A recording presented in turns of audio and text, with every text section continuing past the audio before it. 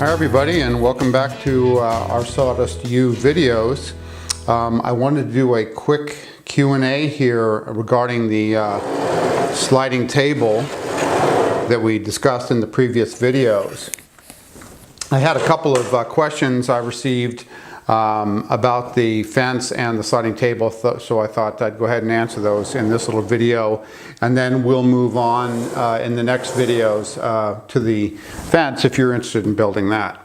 The first question was about the end rail support you see here on the pivot. We discussed that in the videos, but if you notice there's another one here on the fence, and some of you eagle-eyed viewers noticed that.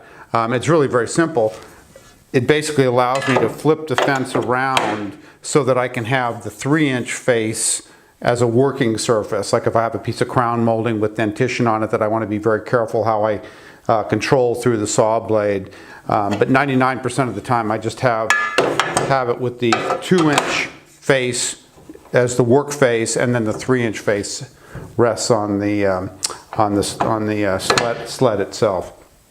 So that should be, I hope that answers your question on that. The other question involved the number of rails that I use for this system. And the best way I can answer that, because the setup I have here was actually built out of quite a number of these.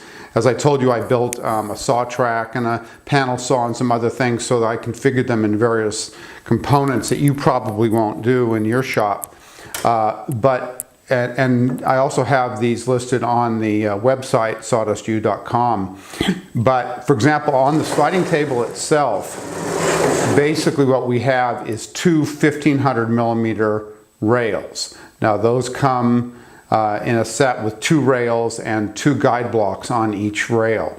And I'll tell you this too, is that the secret's out of the bag on these guide blocks and rail systems. They're being used all over the place now.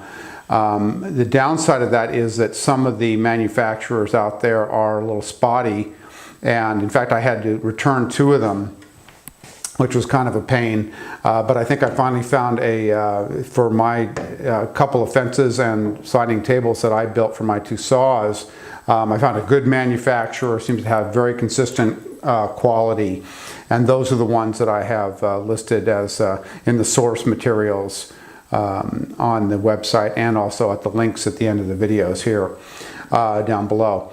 So if you can, if you're a brave heart, you might be able to find something cheaper out there.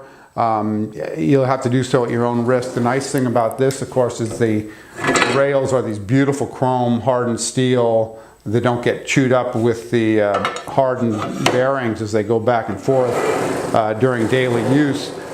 This table here, sliding table, is probably a year and a half old, and it's just like brand new. It's really nice. I'm very pleased with it. So the sliding table then, in other words, has 2 1,500 millimeter rails. The outside one is left full length, and the inside one is cut to allow me this room so I can stand close to the work surface here. So you lop off 250 millimeters, I think it was, on this one, and you end up with, you take it apart, because when you cut it off you'll end up like this with your support also.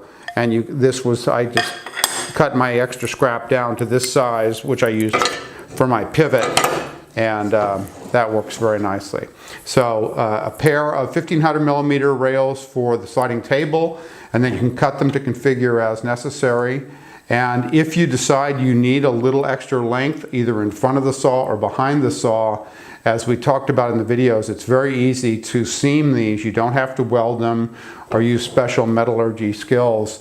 It's a simple matter of butting them up tightly, because the guide blocks are so nice. There's a seam right down here. I don't know if you can see that on camera, but there's a seam right there, and it just glides effortlessly right over that. So it's a very nice system. And then for the fence itself, which we're getting to in the next videos, the 2 rails here, I think these are 950 that I have on my version, but I think for the links we have 1,000 millimeter length rails, which also, once again, if you configure yours so you need a little more space, you could use the full 1,000 millimeter, or maybe I'll even put the 1,200 millimeter length in also if you want to go longer. And see, that controls how much depth you have here. So if you want, if you need 30, 36 inches, whatever you're doing, you can configure it accordingly. This one, we'll just round it up and call it 1,000 millimeter. So I've got a pair of 1,000 millimeter rails for the sliding table, and a pair of 1,500 millimeters for the fence, and then 1,500 millimeter for the sliding table. So I hope that answers your questions. Up next are the videos on the fence, and I hope you're having fun with these projects, and let me know how you're doing if you have any further questions.